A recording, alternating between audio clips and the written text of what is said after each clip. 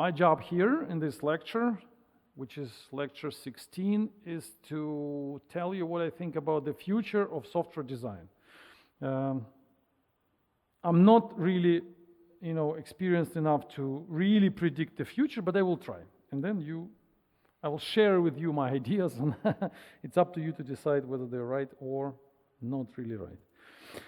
So basically, I identified 9 of them, 9 ideas. I think these are 9 trends. There will be not so many slides, there are actually 9 slides, and I will go one by one. I think these 9 things will happen to us, how we will improve, what will change in the next maybe 5 or 10 years. So first trend is low code or no code. You probably know what it is, what they talk about. So they say that we will write less code, we will write less algorithms, we will code less, so to speak, so lines of code will not be produced by us, but we will more assemble parts together. So we will say, okay, there's maybe some UI where you just click a few buttons, you drag some boxes left and right, and then suddenly this code just works.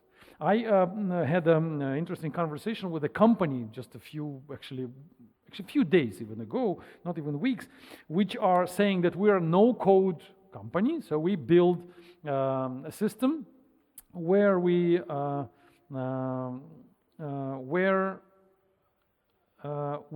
make a skeleton in JSON. So it's like a long file which explains how components have to be connected together. And this skeleton is, let's say, for online shop. So you build online shop, so you have like skeleton of elements which you potentially will need. You will need potentially inventory, you will need some shopping cart, you will need some this and that. So we as a company, we designed like an explanation of how these components should be wired together.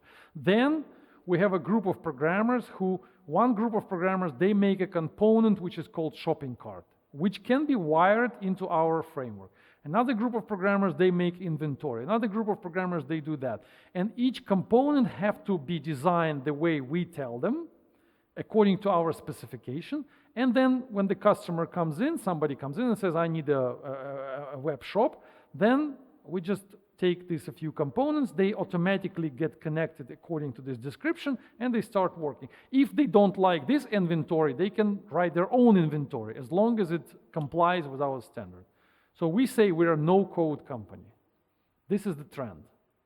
And my question to them was, what's the innovation there? I mean, putting together components, we had it like 10 years ago. What's new? And they say, we designed the standard for this. So we define how components get together. Because in the past, when you have the components, you still need to connect them using the code. You still need to write some maybe connectors. You still need to get the JSON data from one component, put it together. You still need to remember about some databases which are there. But in our case, it's not like that. It's like completely independent blocks, completely independent elements. So all you need to do is just connect them together. I think the future of this trend will be the standards of how components get together. Now we don't have them. Now look, this is just one company, and they said we decided how the skeleton should look, so we know how it should be done. But who are they? I mean, it's just a company. So maybe in the future, in the next maybe 5 years or something, somebody will make these standards for us. And maybe if you look down the future, maybe in 10 years, we will always, when we design something, we will have to design it according to some standard. So we will say, when I design my, let's say, database, like storage element, storage layer, then I will just go to some catalog and say, okay, my module satisfies the requirement from the catalog A15. So I just get the requirement, I make it according to this requirement, and I know that anybody in the world who would want to use my block, they just know it's A15 block. So all the components in the world probably will be divided into some taxonomy, some list of categories, and every time you design something, you will have to fit into this particular element of this category of blocks. So our software will be more or less categorized on the blocks or elements, and all companies will know that if they follow this system, then their blocks will be wired together. This is where I think we're moving. A bit of sideway question related to business, because why do they decide to share their ideas with you? Because basically their idea is not new. There's no It's not new. Yeah. brilliant about that. How do they guarantee that they will survive in the market? It's not new, it's not brilliant. Yes, I think it's not new, it's not brilliant. It's just the time in the market that we have so much code, that we have so many problems already solved. So everything is solved already, like a lot of things already created. So now the question is how to reuse the code. So how about we stop coding? That's the question many companies, I think, ask themselves right now. So how about we stop asking programmers to code again and again, because everything is already created. So how about we wire things together instead of recoding, rewriting? How about we assemble parts? But we cannot assemble because every part is designed in its own way. So they cannot be assembled. So now maybe the whole industry is moving to the point where we start defining standards for assembling parts together. And then... But how such companies survive if like someone decides to mimic what they're doing? How the company will, are we talking about the company which I told you about, or just in general, this company? How they survive? Oh, now they just go to customers and say, we will sell you the web shop. So they're just normal software company. They just told me that we are no code company. But for the customers, they're just normal company. They sell web shops. But the way they design web shops, they say, we use no code. And that's like an advantage for us, like a marketing, it's a feature of us. Because everybody else, they don't have this no code concept, so they have to write everything again and again and again. But we designed this skeleton, this framework where you can just put the pieces together and it just faster makes the web shop. That's their innovation. It's not really like, it's not something that we didn't have before, but now we call it no code. But if you look down the future, I think we're moving to the position where there will be standards for modules, standards for components, standards which everybody would love to follow, to obey. All right, next one. Automated refactoring. This is my favorite. One of my favorite, okay. Automated refactoring. So we write tons of code now, the whole world. We have 20 million programmers. But the bigger problem, we have tons, millions of billions of lines of legacy code. Legacy code is something which all of you will work with. You will join companies, they will give you access to their code repositories, and there will be millions of lines of code, and they will say, okay, fix the bug in these lines. Or maybe improve that module, or maybe introduce new features to this module. And you will have to work with the code which was written 5 years ago if you're lucky, or 10 years ago, or 15 years ago if you're not really lucky. I think that it's time for us to think about tools. Well, some of them already exist, but not much. The tools which will automatically improve the code we have. Legacy code and maybe new code, any kind of code. We have a team of programmers, 10 people. You write the good code, you write average code, you write the bright code, whatever. We put these pieces together, we put it in the large repository. In a few months, we have some sort of a mess. No matter how good we are, no matter how strong is the quality control, we get some mess. How about we get a tool which will get into this code base and rewrite it, improve it. For example, the tool opens up the class, Java class, there's a large method of 200 lines. The tool breaks it down into 3 methods. We have machine learning now, we have artificial intelligence. The tool can even make a good name for the new methods. The tool maybe even can rename some classes. Maybe the tool can join some classes together, maybe break down classes into pieces. So the tool can be like a refactoring guy, like a person with the brains.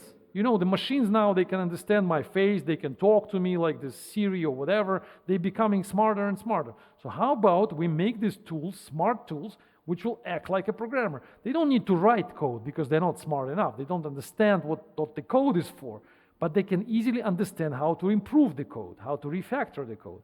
And that, I believe, is the future.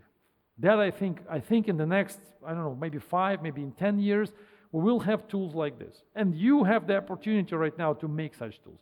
We are making such tool. In my department where I work, we're making such a tool. And I think that this is the future. So in the future, we'll have the tool which will be super powerful.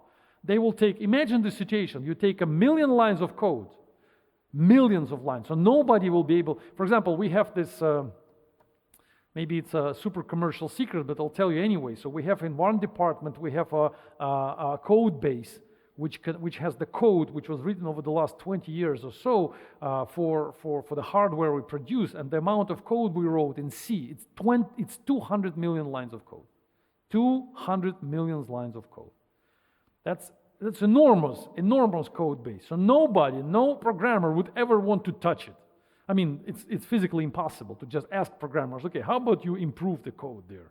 It's 200 million, so just forget it. But imagine we have a tool, so we give this tool 200 million lines of code and ask it, how about you refactor it, improve it, make it better? Make it maybe faster in some places, maybe easier to understand, and so on and so forth. Because this software, it's maintained. I mean, we use this software. We get this software, compile, and put into our hardware. Because we sell, our company, we sell hardware a lot. So we sell mobile phones, we sell these base stations, mobile stuff, everything. So in each hardware, we need some software. And this software we take from our code base. So we use it every day. And we have, of course, we have bugs and everything. Customers, they sometimes complain. So we need to get back into this code, improve this code. And if you open the code base, which is 10 years old, you have no desire to improve it because it's difficult to read. The person who wrote this software already retired or maybe, changed the company and went to work somewhere else. You cannot find this guy. So an automated refactoring tool would solve this problem, would help us a lot if we would have such a tool. But we don't have it right now. Because the main problem here is the trust.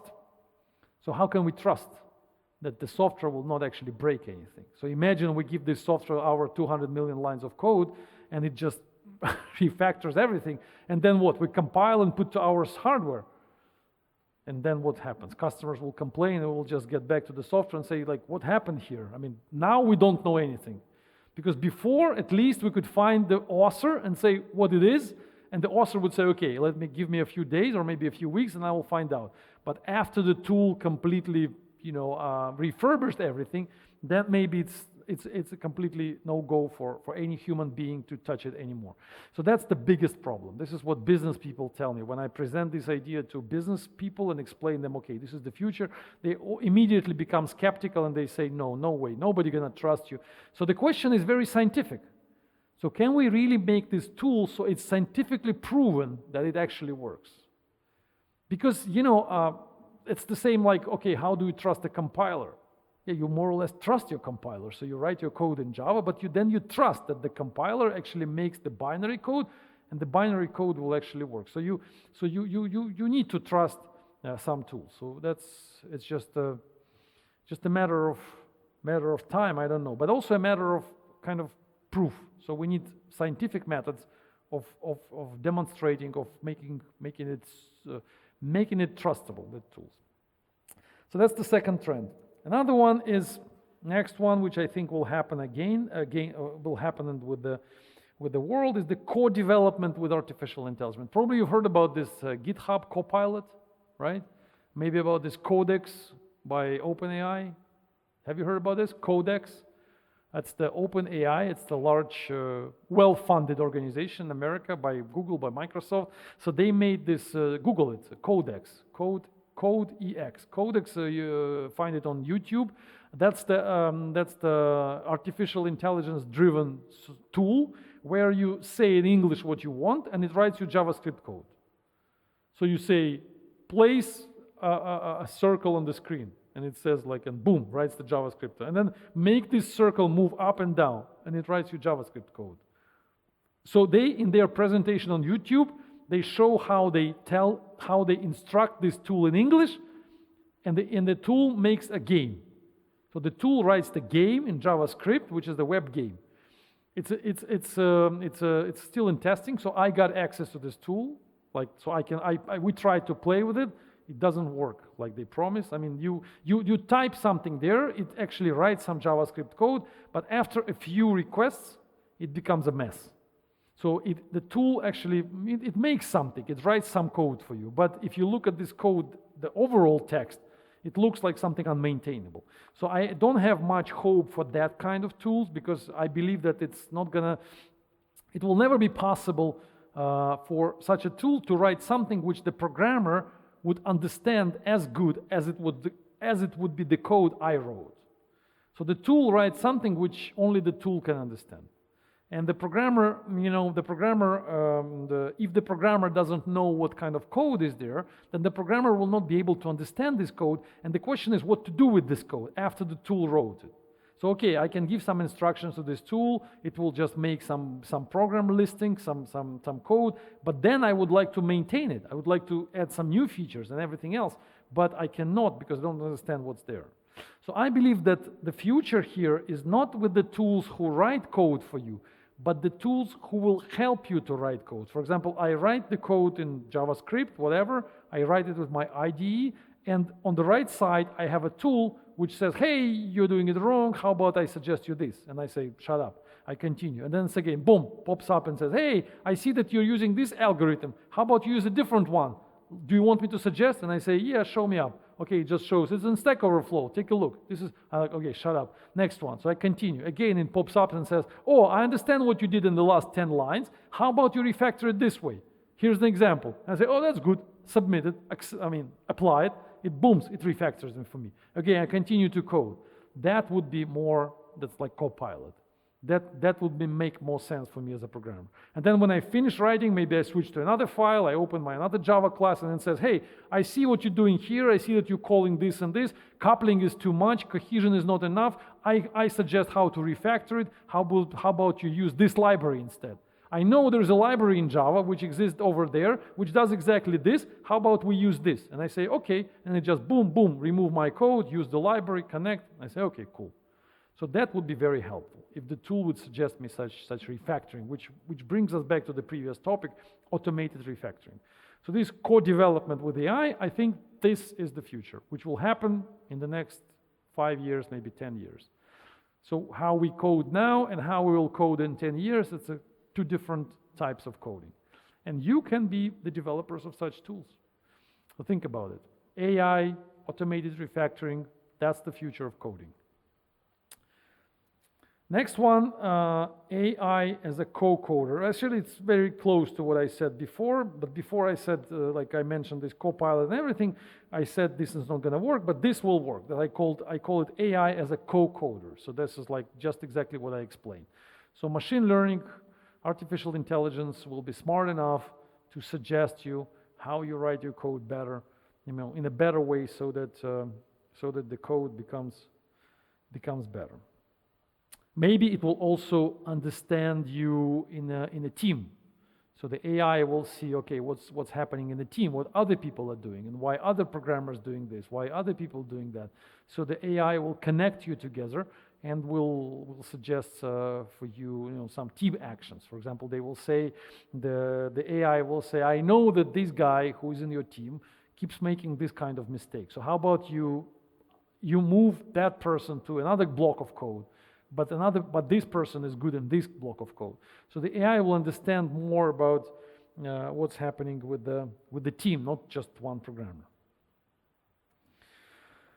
Okay, next one is interesting. It's new programming languages. So I strongly believe that programming languages we have right now is something which we had for years, but they are too old and it's time to change them. Like C++, Java, these guys, they were created 25, 30 years ago when we had different problems to solve. When computers were slow, when programmers were in minority, there were not so many programmers, when programmers were much smarter, so programmers were like scientists, so programmers were really algorithmic people who really cared about memory management and super optimal processor instructions. The programmers knew exactly how the hardware works.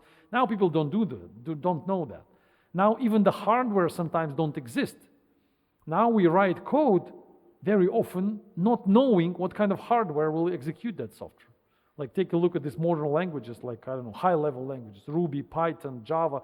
Most Python programmers, they have no idea what kind of hardware is running their code. They put it to the cloud, There's some machines, some Amazon Lambda, whatever, they just run it and nobody knows. They just know that something will be executed. They don't know what kind of operating system will be there. Is it Ubuntu? Is it CentOS? Nobody cares. So, but programming languages are still old. Look at the age of this Python or Ruby or C++. They're like 20 plus years old. So now I think it's time for new programming languages which will be more suitable for this. For example, what's missing in the programming languages? No programming languages understand version control system. Programming languages is one thing, Git is another thing. They're not connected. So inside your code, you have no connection to the history of the code. So you cannot manage like who wrote it, who is the author, how is it, what's the history of changes in this code. So code is completely detached from the history of changes, which I believe may be improved, and the code may get access to its own history, like meta information about the code. That's one thing. Why would we want this? Why we would want this? Maybe we would want to know what is the versioning situation with the code, which version is running right now. Maybe we would want to. Is this solved now? You just add a build standard. It's hard to imagine. Okay, I cannot give you an exact answer. I don't know exactly how it should be used, but I feel that these two systems, that these two territories, code and the version control system, they may be connected better. Another thing is that continuous integration, continuous deployment, continuous delivery is also disconnected from the languages. So inside Java, you don't know how it's being deployed. Inside Ruby, you don't know how it's being delivered to the production. Okay, the continuous integration stays aside from the code. Inside our programming languages, we don't have access to this information, which may be not so good. We have scripts for deployment, but inside the language, it's not possible to do. So we cannot say in our object, like this is the object, and we say in the object, deploy me, and gets deployed. Or if I'm deployed, then something. This information is not accessible. Another thing maybe in the project, again, we don't have access in the code, we don't have access to cloud configuration. So very often our code is now being executed in some environment, maybe in the cloud, maybe in mobile, maybe somewhere else. But again, from the language, we don't have access to that. We may have something through libraries, but not directly from the language. So I don't know exactly where the languages will go, but I feel that we are on the verge. So we are right now staying close to the new era where programming languages will be on the higher level. So we had low-level programming languages, now we have high-level programming languages like Java, Ruby, Python, whatever. We had C, assembly, that was like quite low-level programming languages. Now we have higher-level languages, or maybe DSL is a little bit higher, but we are expecting even higher-level programming languages, which will allow us to avoid many things which we do now manually, like DevOps, like continuous integration, like version control, and things like that. So maybe this will happen. Next one, beyond blockchain. I think that blockchain opened a door, like we talked about that a few lectures before. So blockchain opened the door for us to new kind of architecture. We had monolithic architectures, then we had microservices, then we had distributed architecture, but now we're moving towards decentralized architectures. And blockchain is just one example, which is extremely popular, which is extremely now popular as a financial model thanks to Bitcoin, and also popular as a technical platform because people make many things on blockchain. But after blockchain, I'm talking beyond blockchain, so after blockchain, I believe that we expect many interesting architectures. For example, right now we are working on a product which is a decentralized GitHub. I think I told you about, I didn't tell you about this. A decentralized GitHub. That's, I think, it's going to be also the future of open source. So now GitHub is a centralized large system with multiple servers owned by Microsoft. You know that. And all our code, open source, is owned by one company, by Microsoft, which is, you know, for many reasons is not good. So trusting just one company, the source code created by millions of people around the world from different countries, different nationalities, from different territories, from different political systems. It's not good to have it centralized. Just like it was not good, it is not good to have a financial system centralized. So that's why Bitcoin was introduced. Okay, we have decentralized system. So now there is no point of control. So nobody can block anybody. So nobody can step in and say, this transaction, we block it. We don't allow you to send money to him because, and then the list of reasons. It's not possible to do in Bitcoin. That's it. The same should happen with GitHub. Now it's possible to go to your repository and just block it. You know, it happens to people from Crimea, to people from Iran. So you just go to GitHub from Iran IP address and your account is blocked forever. This is what's happening now, or from Crimea. So maybe I'm sure that the future has systems like what we are thinking about, decentralized GitHub. We have many volunteers, many people around the world, somebody from Canada, somebody from China, somebody from South Africa, somebody from Russia. They all have their own servers. They host the same software. They have their own databases. And when I push my code to one of them, the code gets copied to many locations, and then nobody can delete it. I mean, you can destroy a number of servers in some places, but if we have 10,000 servers, or maybe, I don't know, 1 million servers, then the code is everywhere. It's maintained by many computers, by volunteers. Nobody knows who they are. And then we have GitHub, but decentralized. And such products can exist not only for GitHub. We have many systems which are now centralized, but potentially they can become decentralized. But this is like a large system, like, you know, GitHub, it's the whole world. But we can do it like even locally, for example, for university. You can have a system for the university which is centralized on one machine, but we can design something for the university which will be on many mobile phones, for example. All students of the university install something on their mobile phone, and boom, we don't need a central server. For example, the system for attendance checking for the university.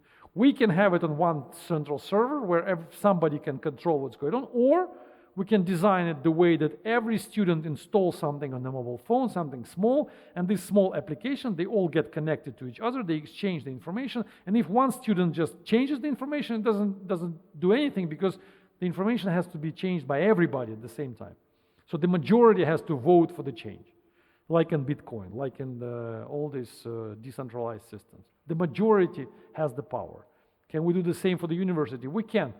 No money for the central server, no money for the support of this system, no money, it's completely, 24/7 availability of this system, like Bitcoin, it's 24/7. So it never goes down, never, ever. Why? Because it's decentralized. So there's no point of control, so nobody can shut it down, and it's always available, because at some point of time, at least some servers will be, not at least some, but many, thousands of them will be available. So Bitcoin never shuts down. It's the most stable system in the world. Google has downtime. GitHub has many downtimes.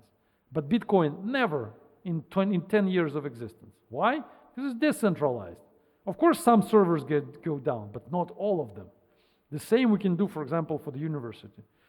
The system which checks something, something. Just each mobile phone, we have quite powerful mobile phones right now. We have a lot of memory on the mobile phone, a lot of space to store, like modern iPhones, they have like terabytes of data. So that's the computation power, yeah?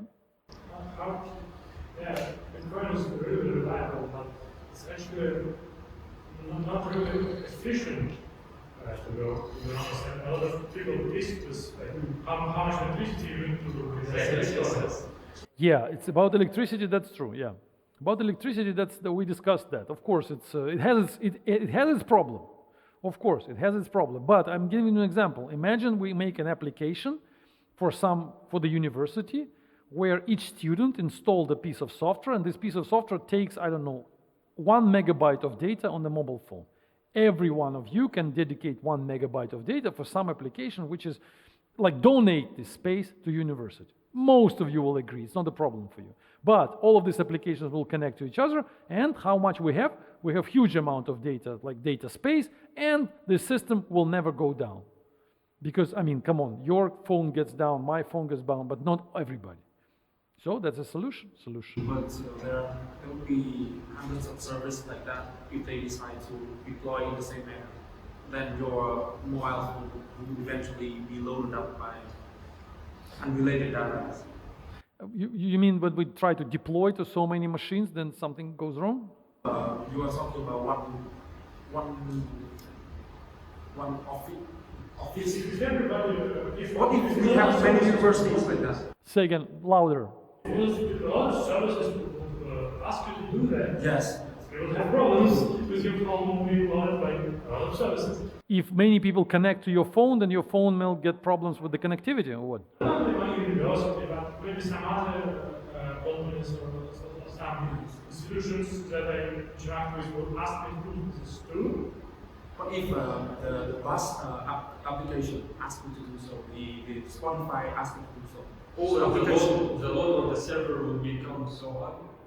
I don't understand the problem. Can you explain again? Explain what happens exactly. So if we have one server that is running some blockchain system, okay? One server running, okay. But it's running several blockchain systems. So it's running one system for the university, one system for Spotify, one system for GitHub. Yes. So it will become a very big load on this server and it will shut down. Yeah, but this one server will shut down, but another one will work. This will happen on, I think, if this will happen for all of the servers, right? Yeah, but still, you're the manager of the server, so you decide what to do so that your server doesn't go down. So you don't install too many applications, install just 5. So it's going to be up to each person who is the manager of the server. Because you are interested to make some money. In most cases, like in Bitcoin, you're interested to make money. So you're not going to, you don't want your server to get down. You want your server to always stay up, because the more it stays up, the more you make. The same for you. Okay, I'll give you an example when you donate something to the university. Okay, in this case, you just do it for free because, I mean, you just donate. But maybe you will install something on your phone which will make you money.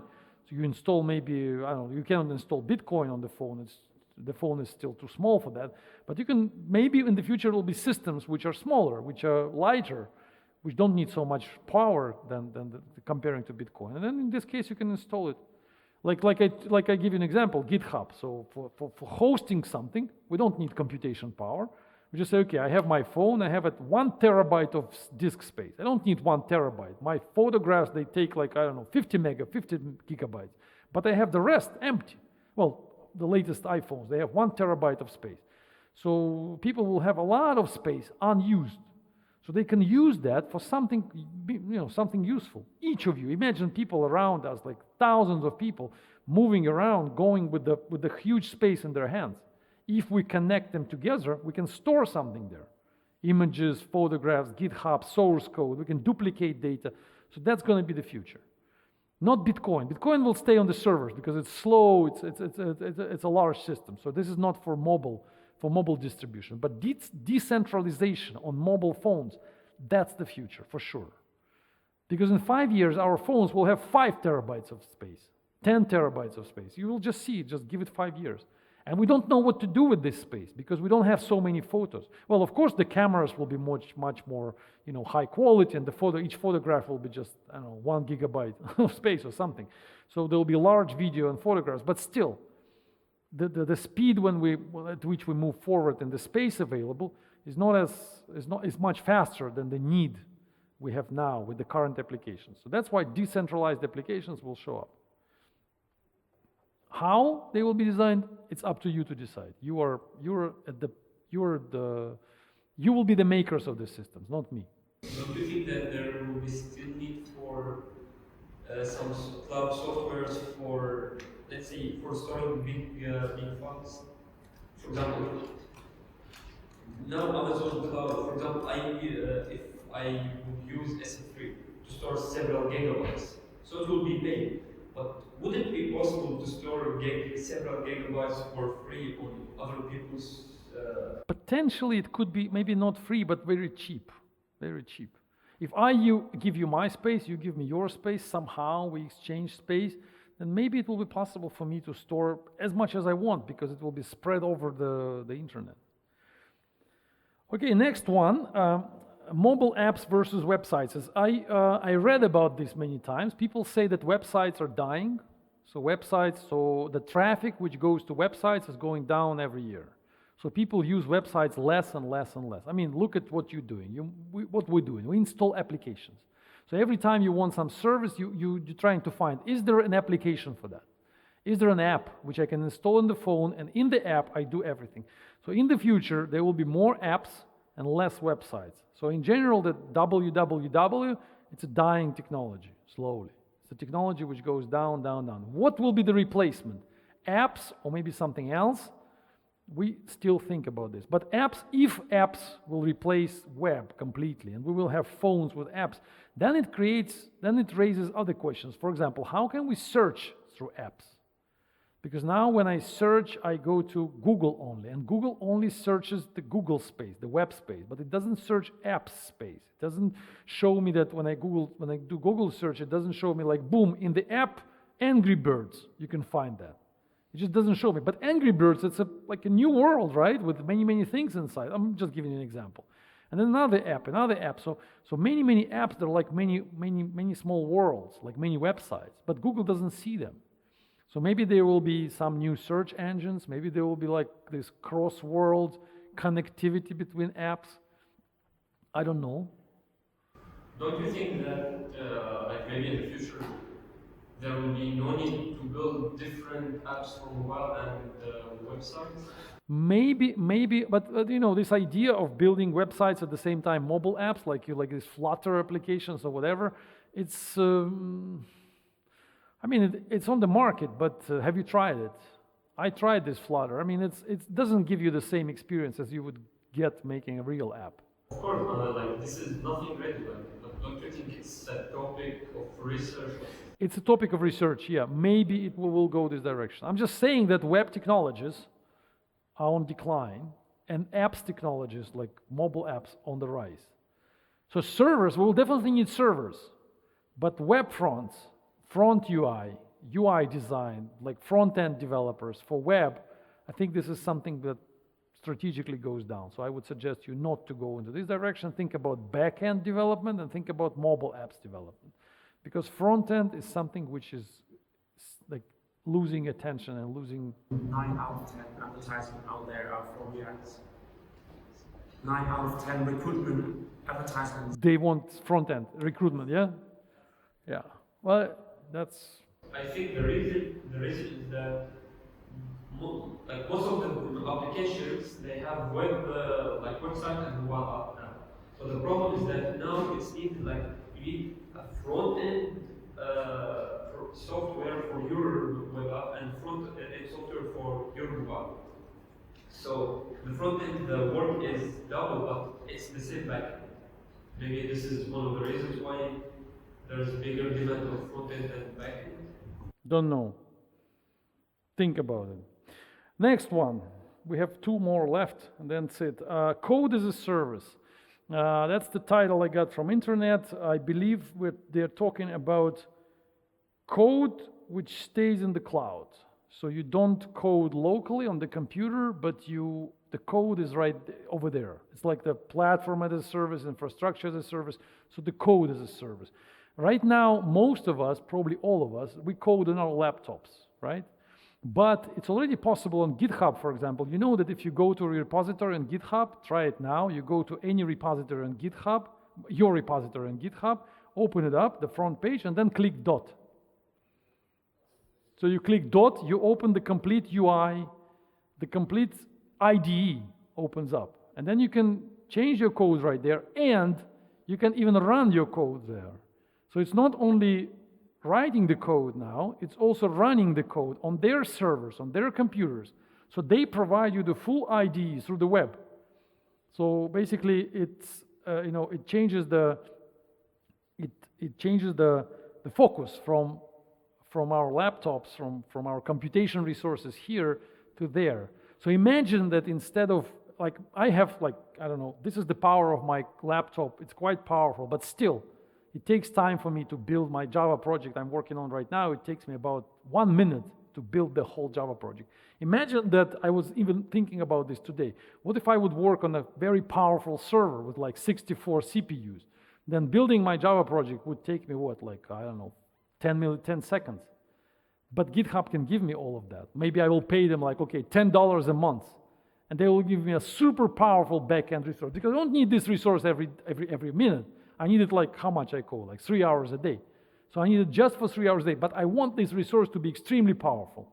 So when I code, I get the full access to computational power, which is incomparable to my laptop.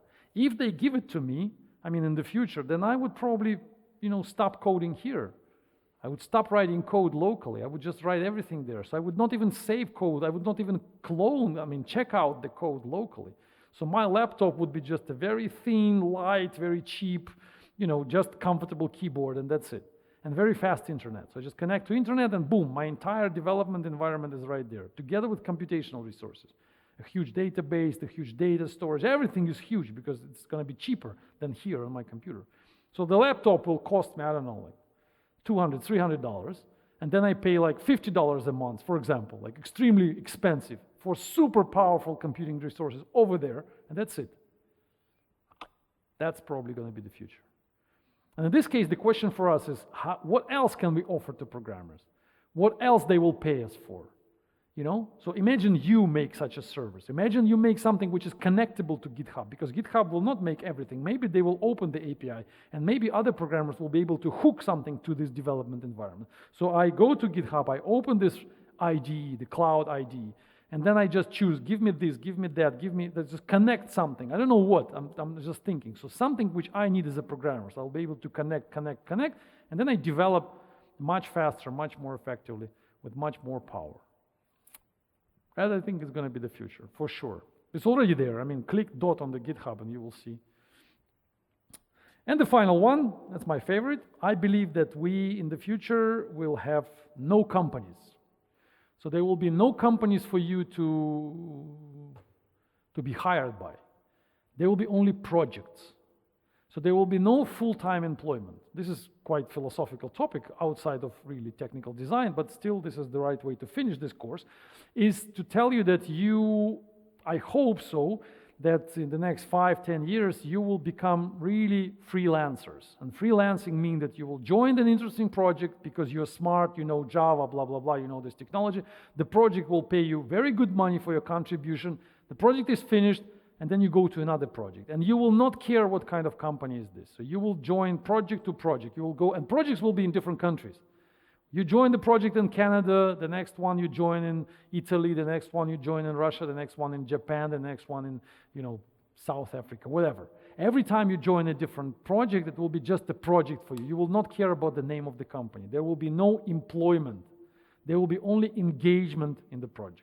And when you join the project, they will care only about your skills, about your ability to help them with the project. They will not try to hire you for a long-term contract, give you social insurance, put you in the office, ask me how far you live from the office.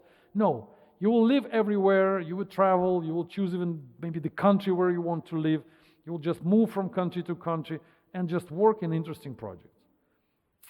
That's what's going to be the future. And in this future, what will matter, back to our conversation before, what will matter is your GitHub reputation, your Stack Overflow reputation, the unique skills that you possess. So they will look for the programmer in the world. They will not need just Java programmer because get back to 20 years ago, we didn't have even internet. So we were looking for programmers who live next street.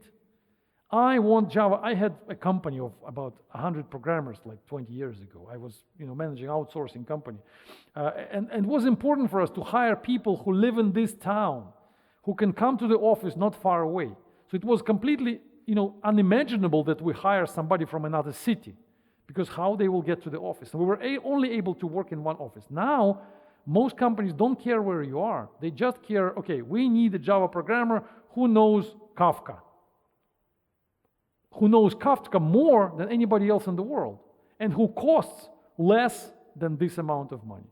So where these guys are? Okay, I know one in Indonesia, I know one in, I don't know, not Canada probably, but I know one in some I don't know, Czech Republic or whatever, some countries where the living costs are lower. Okay, I get this one, this one, this one. They all work remote in the cloud IDE. We build the team, we assemble the team, we work for like 3, 4, 5 months or maybe years, then we disband the team and we move to another project. So they will always look at you as a programmer of the world, not a programmer in Russia, not a programmer in Moscow or in Innopolis, a programmer in the world. So for you, it's time to think how you will be different from another programmer from Canada tomorrow. They will compare you with programmers in Canada and programmers in Italy and programmers in everywhere. They will not compare with your friends sitting next door. They will compare you for the full world. And the question is how you will stand out. Think about it. Be niche programmers. So find some niche where you're the best. And in this niche, move up. I mean, make yourself visible by possessing the skills and knowing something which nobody else knows. So you need to maybe be an owner of the product, which nobody, well, a special product, or maybe have some certificates, the collection of certificates, which not so many people have, or maybe be a super popular on Stack Overflow, be a super popular on GitHub. I don't know, I give you, be a ICPC winner, we discussed that. But something you have to have, because there will be no companies. Because now when we have company, okay, you just get into a company, you sit there for 5 years, you're protected by the company. In the future, the borders around companies, they will get destroyed. It will be not efficient, it will not be financially effective to have companies. It will be more effective to have projects. And even large companies, they will, most interesting departments, most aggressively growing departments, they will extract from the companies and move into separate entities and say it's a project. So here's the $1 billion for you, make a super innovation, get a super talented team, and then if you don't succeed, we just disband you. If you succeed, then we think what to do with this. That will be like a temporary, everything will be temporary. Project companies, everything, yeah. I don't really be against your idea, but I should suggest that we should take a look at the original idea of why we build companies, so that we can control people more. The responsibility will be put onto someone. For example, when we hire some freelancer and he did something, and we accept it, but later on some problem might arise. And who will be responsible for that? Would that guy be responsible? How can we catch that guy? How can we? So you're asking how the management will be organized in such a setup. That's a big question. I don't know. That's a big question. Maybe we will have some robots who will help us organize teams together. Maybe we'll have some temporary managers who also will be hired like freelancers. Okay, we need a super talented manager from from Paris, from France. So we get a super talented manager. We have super talented programmers from Russia. So we put together the team. They work together. Then we disband the team. So management will also be as a service. Temporary. It's not just that easy. Like, it's not that easy. I agree. yes, like according to laws and everything else. There are laws, of course. There are many obstacles. Laws change according to society. Obstacles, yes, they exist, but laws will also adapt, of course. Everything will change in the future. I'm talking about future, far ahead, 10 years from now. So the laws will also be fixed to enable that. Because now the laws, most of the laws we have, we just inherited them from 100 years ago when companies were like manufacturing things and goods and everything. But now the new time is coming because of internet. The internet now, the fast internet, which we got probably, I don't know, like 5-7 years ago. Before that, the internet was super slow. So it was not really the internet we have now. Now we have super fast internet. It will become even faster. So because of that, the world is going to change extremely fast. Be prepared for this change, being software developers. And you will be the core element of this changing world. You will be developing the software for the new world. And you have to be prepared to be freelancers. You have to be prepared to be successful freelancer. Again, I'm reiterating my point. To be successful freelancer, you need to have something to stand out. Not just, I am a good Java programmer. It's nobody. You're going to lose. Be somebody who is exceptionally, who has something which takes you out of the crowd. So you will be able to say, I am the only one who, and then you explain what. Then you will be the king of the future. That's my advice to you. Thanks for coming for the course. I enjoyed it. 16 lectures. We're done. See you sometime in the future. Bye-bye.